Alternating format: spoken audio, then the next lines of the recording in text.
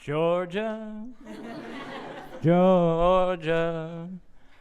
My community story starts in Lilburn, Georgia, just north of a Confederate version of Mount Rushmore called Stone Mountain. We can talk about that later. No, anyways, I come from Lilburn, Georgia, and they named themselves the City of Champions. And I tried really hard to find a picture of these signs we have all around town on Google, but for some reason no one's taking a picture of them. And inside Lilburn, one of the big families in Lilburn is the Leathers family, and I'm really going to focus in on them. And if they were in Game of Thrones, that would have been their sigil. And you can see why. These boys were bred to play football in the South. They are all-state, all-American, all-around great guys. And when Drew was in high school, Drew was on the lacrosse team, and then he got sick. We all found out he had this genetic disorder called NF. Well, we didn't know what NF was. Well, in 20 seconds, NF stands for neurofibromatosis. And basically that means tumors grow throughout the nervous system. The one time, 1 in 3,000 people have this, but you may have been introduced to it, seeing this viral picture of the Pope embracing a man who has NF. So, what does the City of Champions do? We form the Tumornators. I just talked into the mic like real seriously there. Anyways, the Tumornators, these were school teachers, people all around our community who were doing fundraising to end this disorder, which we'd never even heard of before. And they were doing pretty well. And so I left that community. I came up here for graduate school, and I did the weird kind of things you do when you go to graduate school. But I became better and better friends with Drew's eldest brother. He's Fozzie the Bear, and also the guy in the one size too small tank top on the other picture. But then Drew got a lot worse. So he spent over 100 days bedridden in Johns Hopkins.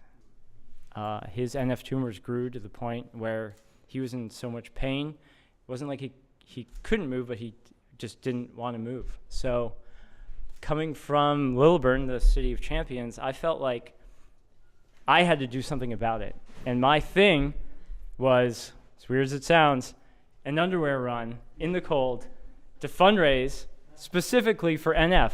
And you'll all appreciate this because I was living in Silver Spring and I was like, maybe McGinty's would host something like this. But this was 2010, and if you lived in D.C. in 2010, you know what happened in that winter. The federal government shut down. Dogs and cats living together, total Armageddon. Snowpocalypse hit, and really, it ended up being the perfect storm for us because everybody was so pent up that the day of Cupid's Undie Run, the skies parted, a little bit of the snow melted, and we had 250 people sign up for this crazy event. 650 people showed up, and we probably had the logistics ready for 50 people. So this is a big surprise, but we raised $10,000 for the Children's Tumor Foundation, and then we got together. We were contacted by people who read about this on the Weather Channel, and they said, I want to bring this to my city. So we all went out, and we thought, okay, how can we build individual local communities to do this crazy kind of event and kind of mimic this success that we've seen in DC? Well, we had some amazing people come to us, and they built some amazing local communities. And in each of these cities, we spread from DC to DC the second year, and then into 6 cities, and then into 18 cities. And you can see that everything seemed to be going great. I mean, crazy people are easy to find, actually. But there was a milestone that we hit was because when we first started, we were kind of on the outskirts of the actual disease community. I don't have it. My wife doesn't have it. I just came from a town with someone who had it.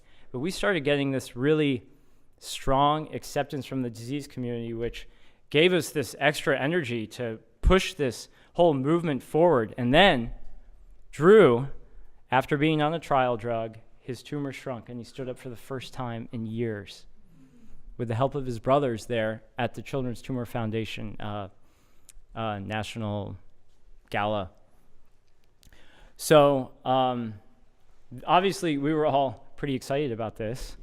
And in the meantime, that group of 8 people standing on the beach in their underwear turned into a group of 68 people standing on the side of this pond somewhere in Denver, But they were all representing 39 cities around the world, bringing this crazy event, but more so bringing this passion that we all brought together to do fundraising for this disease. And if you look at statistics, we're mostly unaffected people. So what draws them to dedicate their lives in a volunteer effort to kind of help out this movement? And that's Drew's brother, Chad. I really make fun of him for how big his lips look on that CNN article.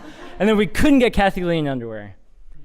But in 2015, this year, Drew's NF tumors turned into cancerous tumors. And this is a picture of him in the hospital in Atlanta. And this kind of comes back to the fact that, you know, as big as the community gets, it's really rooted in something. And Drew did one of the most courageous things I've ever witnessed a human do, and he held a funeral. He said to us, I want to celebrate my life, but let's do it while I'm still here. And it was amazing. So in Lilburn, Georgia, 600 people came out to Drew's mom's house while he was still around and laughed and drank and had an amazing time. And it was exactly what Drew wanted. And then a week later, he passed away this year. So basically, I just want to, you know, augment this call to arms that I've heard a lot tonight and say that a community is important. It could be big, but it always started small. So with that, I close PechaKucha this evening. Sorry, Pete, didn't mean to end on a sad note. And thank you very much.